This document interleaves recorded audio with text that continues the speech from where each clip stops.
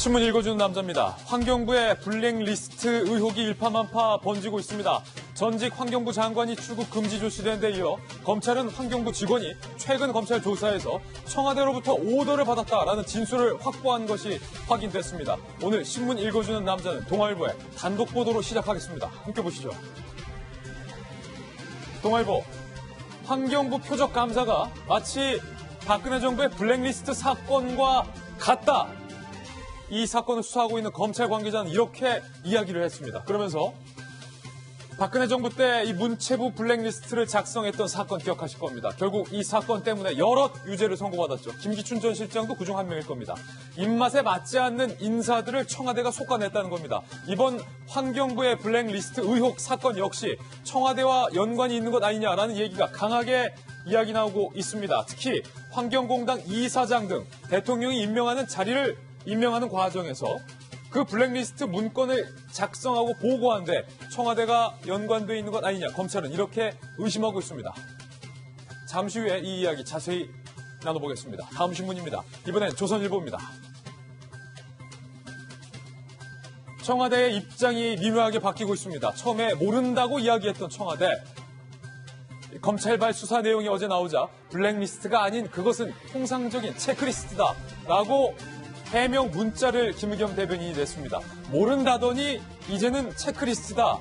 청와대의 미묘한 말바꿈에 대해서 조선일보는 지적을 하고 있습니다. 환경부가 작년 환경공단 상임감사 채용에도 직접 개입한 의혹이 현재 불거지고 있습니다. 면접자를 다 더 떨어뜨려라 라고 요구를 했다는 겁니다. 실제로 면접 대상자 7명이 올라왔는데 그 7명을 다 떨어뜨리고 다시 처음부터 뽑았다.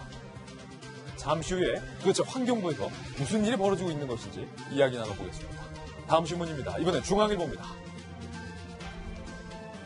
어제 저희 돌직구쇼에서 집중 보도를 해드렸습니다. 여가부가 결국 아이돌 외모 지침을 삭제키로 했습니다.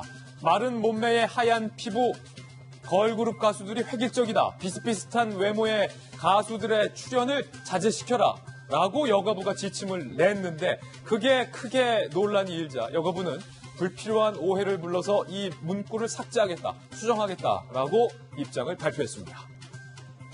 이른바 야한 동영상, 야동 사이트를 일괄적으로 차단하자 비판이 일고 있고 비슷한 걸그룹 외모를 출연의 금지 기준으로 삼았던 여성가족부의 이번 지침. 거기다가 오늘은 장례식장에서 일용품을 일괄적으로 사용해서 안 된다라는 금지 규제까지 또 추가됐습니다. 잠시 후에 그 이야기도 나눠보죠.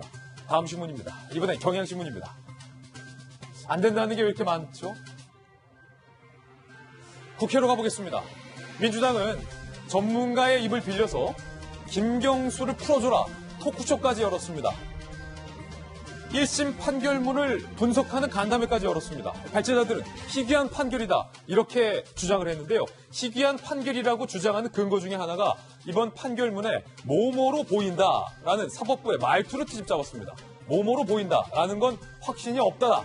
민주당은 이렇게 주장을 했습니다. 이에 대해서 한국당과 바른미래당은 사법부를 압박하고 대국민을 선동한 것이다 라고 날선 비판을 내고 있습니다. 판결에 불복하는 집권 여당뿐 아니라 탄핵에 불복하는 제1야당 기소도 준비되어 있습니다. 다음 신문입니다. 한국일보입니다. 한겨레 신문이죠. 황교안 후보가 이렇게 얘기했습니다. 박근혜 탄핵을 동의할 수 없다. 박근혜 탄핵을 동의할 수 없다. 탄핵 불복. 탄핵 뒤 처음으로 반대 입장을 낸 겁니다. 토론회에서였습니다. 배박 논란이 일자 표 이탈의 불안감을 느꼈던 걸까요? 황교안 후보가 박근혜 탄핵에 동의할 수 없다라고 이야기를 했습니다. 평화당이 반박했습니다. 탄핵을 부정하는 건 정치인의 자격이 의심된다. 사법부의 판결을 불복하는 여당, 그리고 탄핵을 불복하는 야당. 잠시 후에 여야 묶어서 이야기 나눠보죠. 다음 신문입니다. 이번에 한국일보입니다.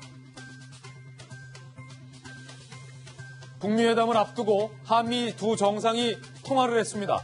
문재인 대통령은 이 통화 자리에서 남북 경협을 떠맡을 각오가 돼 있다. 이렇게 도널드 트럼프 대통령에게 말한 것이 확인이 됐습니다.